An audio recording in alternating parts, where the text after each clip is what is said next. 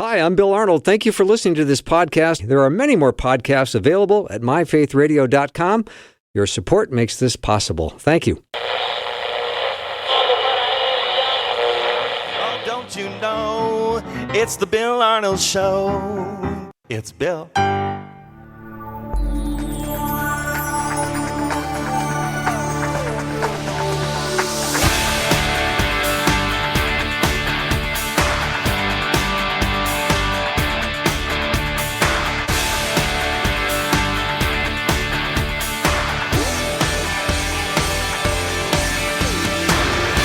And a warm welcome to the Bill Arnold Show. My guest, Richard Bahr, was in the green room waiting to come on, and then we started talking, and now I'm not sure what we're going to talk about. What are we going to talk about? Well, I don't know today? yet, Richard. Let me do the talking for now, though, because he's written a couple of books. One is called Those People, The True Character of the Homeless. One is called Amazed, Why the Humanity of Jesus Matters.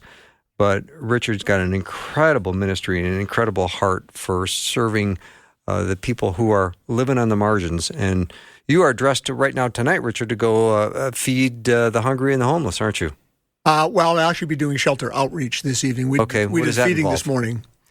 I mostly men because I'm a man, but I go into the men's shelters, connect with guys. I pass out socks and toiletries and things, and it's just a great way to meet people, learn names, build relationships, and I've grown used to being able to you make eye contact with somebody, and you can tell that they're ready for a conversation. And some people it's transactional, and so I guess I always pray that I have a lot of conversations, and sometimes there's one, sometimes there's none, sometimes there's a lot. Mm-hmm. You said something that got my attention already, and that you said I learn names, and I think, boy, is that important.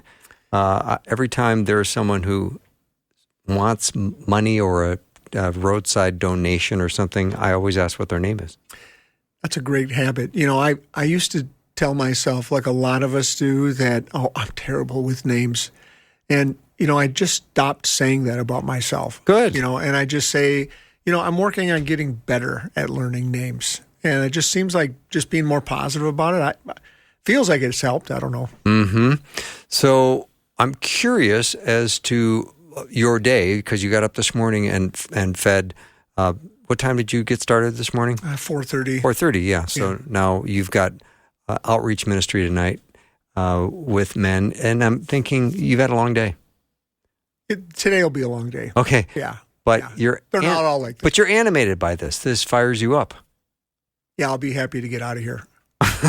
I mean, happy out of the radio station because I'll be happy to. You don't want to talk to me anymore? I'll be happy to get downtown. I really will. I mean, I get excited to. It's like seeing your old friends, right? I mean, I love those men, and I think they love me, and so it's just great to just reconnect with people. I was gone last week, so now it's going to be like a reunion. Like, where have you been? What have you been doing? So. Mm-hmm. And he's just so you know, he's wearing a T-shirt that says, "I'm a pastor. Don't look so surprised." My kids think it's funny. It's very funny. Well, it's a conversation starter, right? Yeah. So, I mean, we're always looking for ways to connect with people. Sure. So when people see this shirt, if they don't know who I am, I mean, they can't help but to smile. And if you got somebody that's smiling and making eye contact with you already, I mean, we're going to know each other pretty soon. Yeah, but you're not technically a pastor, are you? I am. Oh, okay. Yeah, I am. You think you know a guy, and then you get this sprung on you. Because I always think of you as this really successful business guy who decided that this is where the Lord was leading, and here you are. And that's also true. I know that's true. Yeah, that's also true. So Yeah. I did not go to seminary, but in the denomination that I'm in, you can be ordained Nice. as a pastor to serve and lead. You can't start a church. There's things you can't do, but so yes, I was ordained, I think 6 or 7 years ago. Yeah. Let's talk a little bit about the homelessness right now that we see around us all the time. And you don't have to go very far to run into someone who seems really down on their luck. And many times we feel like my goal is to not make eye contact, because if we make eye contact, then I'll have to respond. Talk about the dynamics of this. Yeah, I call it a social contract. You know, What does that mean? If we make eye contact with somebody, it sets up this social contract that if we make eye contact, then You can engage with me. I'm giving you permission to perhaps maybe ask something of me. Sure. And if I don't know you, and if I've already determined that you might be somebody that's maybe lesser than, I think for lack of a better term, maybe flying a sign on the corner or whatever, I don't really want you to ask something of me. And so the easier thing we think to do then is to just not make eye contact. Then there's no contract. I'm not obliged to say anything to or do anything or respond or field your request. So that's probably something we all feel all the time when we have that opportunity. And what is God calling us to do in this opportunity? You know, it's different for men and women. Some women may not feel at all comfortable of rolling the window down a little bit and either handing out a blessing gift or $1 or $2 or just smiling and being nice. It's the most common question I get when I talk on the subject. I speak to a lot of civic groups and churches, and it's so common that I wrote an appendix to the Those People book to answer, provide some ideas and pathways for that. I never encourage people to do something that they feel uncomfortable about or unsafe. At the same time, if you've ever asked yourself that question, I feel like you're required to respond. That if you think, well, I don't want to look at that person, this and that, but I see him all the time. I don't know what I should do. Well, if you don't know what you should do, then you should figure out something to do. And in the back of the book, there's a bunch of different ideas. There's alternatives, we can give. And I know, Bill, you've been great about, since we've met, you keep a little blessing bag in your car or I do, yeah. granola bars or things like that. I think you do.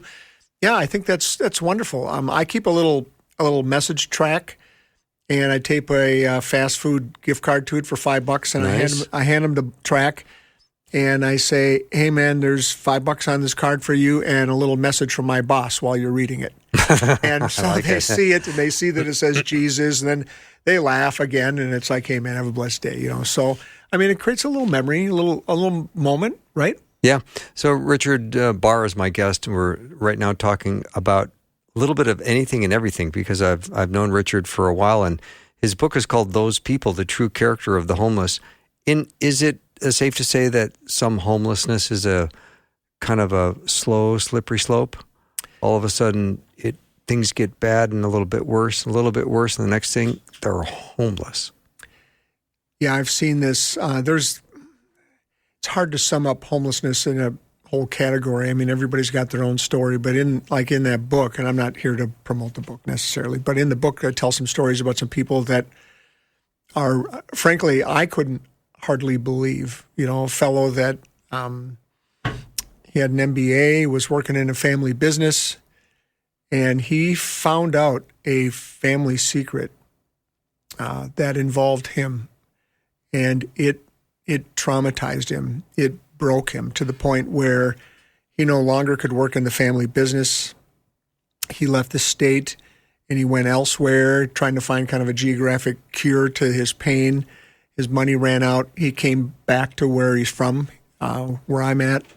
And, just this slippery slope that he just couldn't stop. He couldn't stop the trauma that he was experiencing, and he died in one of our local homeless shelters. I used to visit him for years and years. Oh, that's sad. He was a church organist, talented musician, a fellow believer. I mean, just a wonderful, wonderful guy, but just a guy in a lot of pain. It's a heartbreaking story. Do you have an example of, without naming any kind of person, the storyline that you hope plays out in the lives of people that you have come into contact with? I know there's been some incredible success stories of people that were homeless, involved in drugs, alcohol, whatever. They cleaned up their act. They got out of their homelessness. They got back into a place to live, and they're working and they're living in a very prosperous way. It's interesting you would use the word success because I've been trying to figure out what that looks like.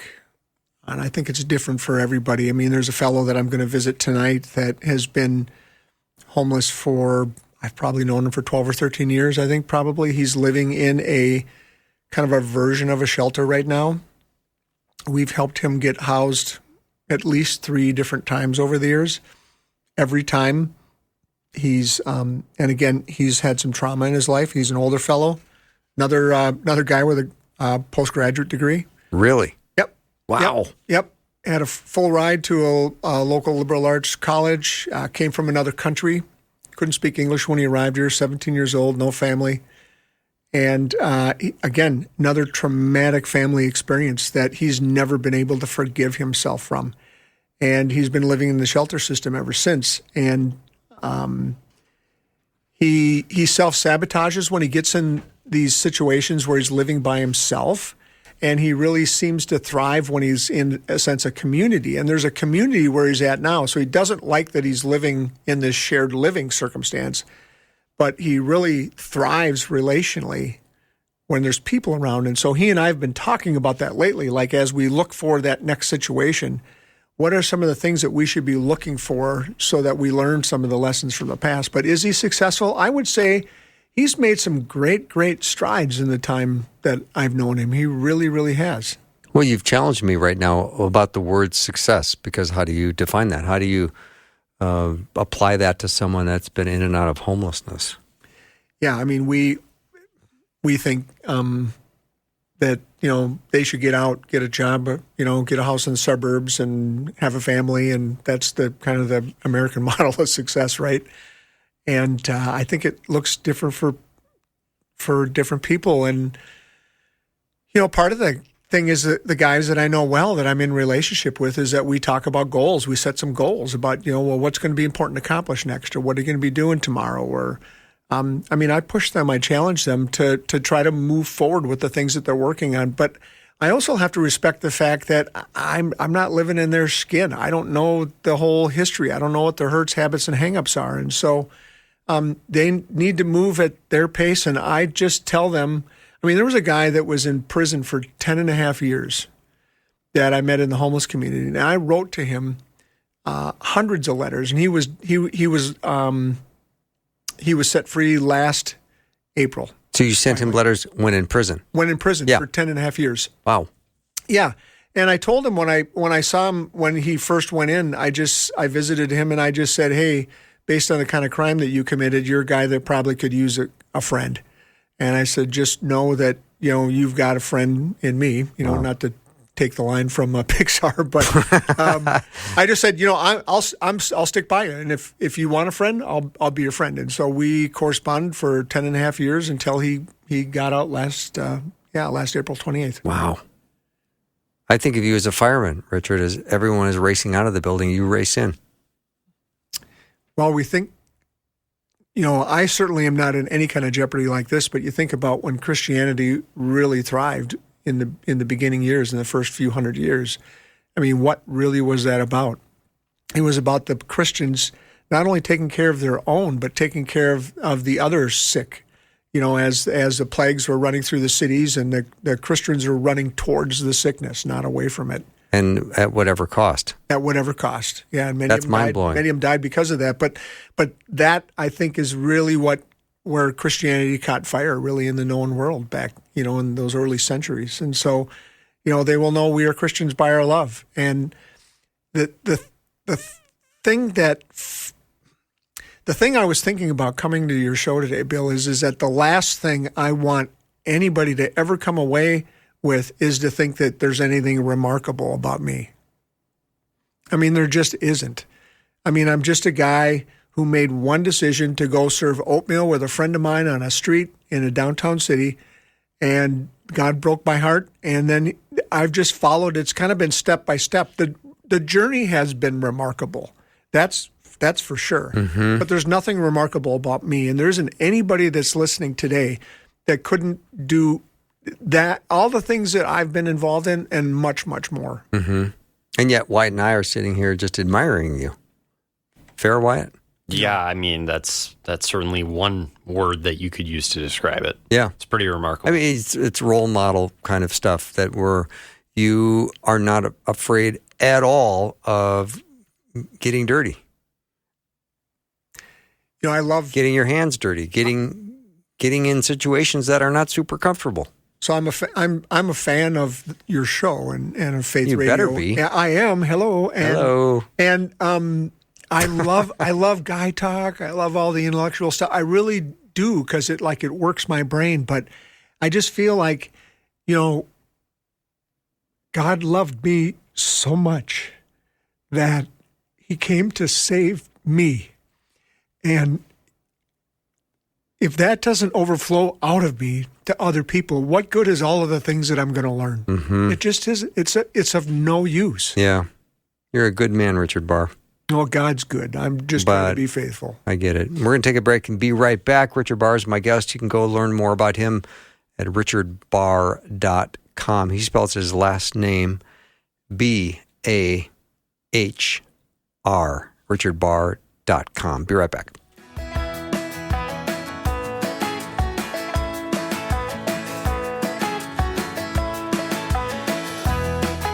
It is my deepest desire that you take the very first step of faith by placing your faith and trust in Jesus Christ. If you've got questions about what it means to begin a relationship with Jesus, text the word faith to 41224.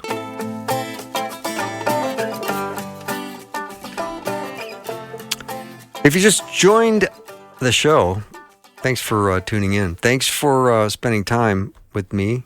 I've got Richard Bahr with me in studio, and Richard does a lot of work with homeless and feeds the hungry and just deeply loves people. And boys, it's a show. And most of us can have some ideas, deep-seated ideas about homeless people. We might think, well, they're alcoholics and addicts and mentally ill or lazy, or they should get a job, or they're criminals. And we race to conclusions, don't we, Richard? Well, sometimes those are true. That's what I don't disagree with that. The problem is that none of those things are ever always true. And, how would you or I like to be on the other end of those judgments? I would personally not like it. I would not like it either, based on the way that we look or we dress or the color of our skin, or if we have some sort of a disability. And we make those snap decisions about people all the time. And on the thing on eye contact, maybe just to go back to that, I've been told by countless people in the unhoused community that it hurts, that it really hurts. I mean, I've had people say to me, you know what it's like to go through your entire day with people trying not to look at you. Ugh. Yeah. I mean, you go to a local coffee shop or you fill up with gas or whatever, and it's like we make eye contact with people all day long. We just take it for granted, But if you're homeless, you don't take it for granted. People trying not to look at you. It's a almost defining part of their day. It is. Well, and the other thing is, it's just kind of a derogatory thing to say, but, homeless people aren't stupid. I mean, they know that they are unhoused. They know they live in a shelter. They know that maybe their clothes aren't clean. They know they're maybe not perfectly groomed. I mean, they know all of those things about themselves. Mm-hmm. And so they've got enough things kind of weighing down on them, and then we just pile on by attempting to ignore them. I saw a guy at the street corner. I don't know. This was maybe a year ago, and I rolled my window down, and he had a sign, and he said any donation will help. And I said I don't have any cash on me today unless you take Apple Pay. And he said, that's okay. He goes, thank you for looking at me. Thank you for talking to me. Thank you for making me feel human. And boy, was that convicting. I won't tell the whole story, but I had a similar experience. Tell the whole story. Whole story is 2016, I had made a decision. I prayed a bold prayer to ask God to inconvenience me. Oh, that's a bold prayer. And I was about the third week of January, and I was driving back from serving downtown, and there was a panhandler, like 5 lanes of traffic across. And I thought, oh, that's a pain in the neck to try to get over there. Maybe I'll wait a second. I just prayed this prayer to God. So, I turned right and double parked and whatever, and ran back, talked to this person. Well, sure enough, so then it was right there on that moment where I said, okay, this is what this prayer is about, is that I'm going to try to, every panhandler I see, I'm going to try to engage with, every single one. And I wasn't 100%, but I was 99, 98% 100 in that. At that time, I still had my corporate job as a CEO. I was traveling all over the country, all over the world. So, I mean, I was doing this in all kinds of places. I was in Tampa, Florida, and a similar situation had happened. I can still see it. I was like 4 or 5 lanes of traffic to the right, panhandler on the left corner. And I'm like, you've got to be kidding me. So same thing, turn, park on a curb, whatever, run back to this guy. I had no blessing bag. I had no gift cards. I didn't even have any cash. And I went and told the guy the same thing. I said, hey, I'm a pastor. I serve the homeless in this city, and I just have to, and I try to meet all the homeless I can. And I said, but you caught me flat, man. Like I've got nothing to give you. And so I just came here to apologize because I should have been prepared and I wasn't. And he was so encouraged. He was like, this is like the best thing that's happened to me. Wow. And so I started crying. He started crying. We hugged. And he thanked me. He thanked me for just taking the time to stop because it validated his humanity, that he's a real human person. He's somebody that has enough value for somebody to stop in traffic and to chase him down. What does that sound like? Sounds like the parable of what? Right? I mean, the prodigal. Yeah. That's just such a high-level connection. You've gone out of your way to turn around in your car and meet him and validate him and give him a hug and connect with him. That could have been a life-changing moment for him. Yeah, I hope it was. Mm-hmm. It was for me. Yeah. Richard, how do you stay in the fight? Because there's so many bad news stories and difficult things that you hear and feelings of disappointment if someone that you helped has relapsed and lost their shelter again. How do you stay in the fight? It's funny, people, when they find out what I do, the common response is I get this kind of empathetic look and people say, oh, that must be so rewarding. And my response is, sometimes. And sometimes it's traumatic. And sometimes I'm frightened. And sometimes I'm really sad. And sometimes I'm angry. Sometimes I'm ecstatic. And once in a while, it's actually rewarding. Mm-hmm. But you see, in that statement, it makes the service about me, which it isn't about me. So, you're okay. Now you're convicting. Go ahead. Continue. Well, Jesus said, whom you've done this to the least of these, you've done this to me. And when I leave here today, when I drive downtown, I will pray the same prayer that I've prayed countless times, which is, Jesus, help me see you and all the people that I serve. Help me to show up in the right way. Help me to be present. Help me to be patient. Help me to be prayerful. Help me to be wise. Help me to listen. Help me to love people the way that you would have me love them. I'm just praying this prayer right now, right? Yeah, I know. Yeah, and because one of the most beautiful things about the service that I'm in is that it doesn't perfectly align with my spiritual gifts. And I know that. And it's the one place in my life where I need to rely on the Holy Spirit. I mean, I've been pretty successful in my life in a worldly way, and I can not rely on God for a lot of things if I choose to do that. But in this specific instance, I know I have to rely on the power of the Holy Spirit in order to be able to serve in the way that he would have me serve. If I don't rely on him, it's just going to be a mitigated disaster. Yeah. I'm going to be all over in the wrong places and saying the wrong things and just showing up like Rich Bahr. And nobody wants Rich Bahr showing up in these things. Yeah. So. I love the fact you're saying you're not making it about you, because it's real hard to pour yourself out into service and then not have some kind of personal evaluation as to how you did or how you were received or any of that. That's a very strong statement.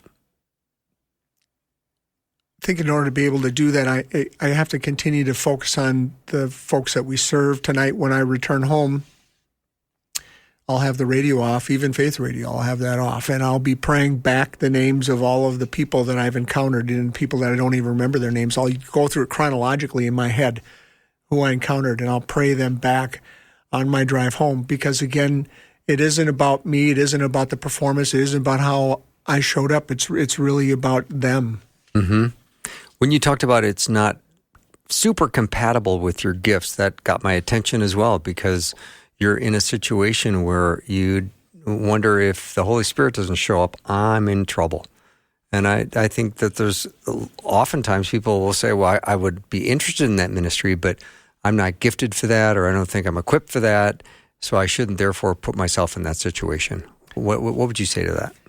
So it's been a few years since I took one of the spiritual gift inventories, but I remember my score in hospitality. So it's a score of 1 to 10, and I think I was like a 0 or maybe a -1. Like, I don't want to... In hospitality? In hospitality. That's like, hysterical. Yeah, like I don't want to have people over. I don't want to throw a party. I don't really even want to go to your party. I mean, it's like... You're not invited. Yeah, thank you. So trust me.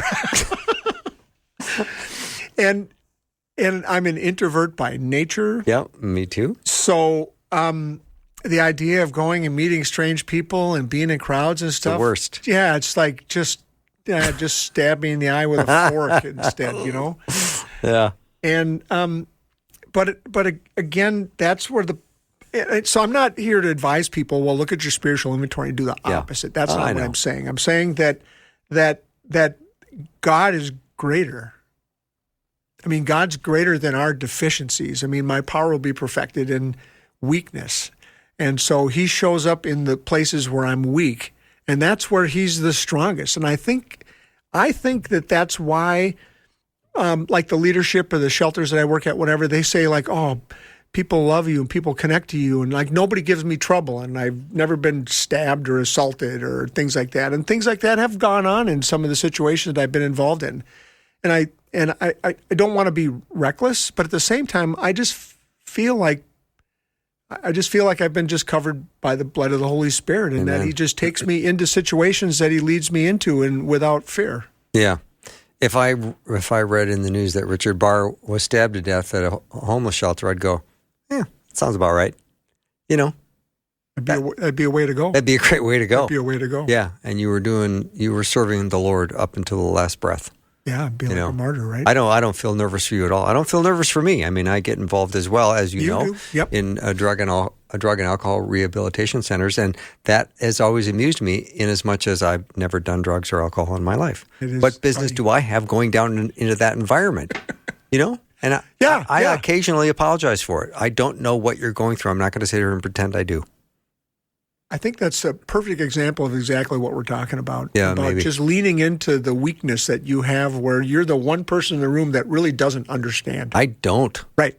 But I know what it's like to be poor, naked, blind, wretched, and in need of a Savior. Yeah. I know that. Yeah. And I think that's all of us. So we got that in common. Yeah. Yeah. That's a great example. Yeah. I've been living that. Yeah.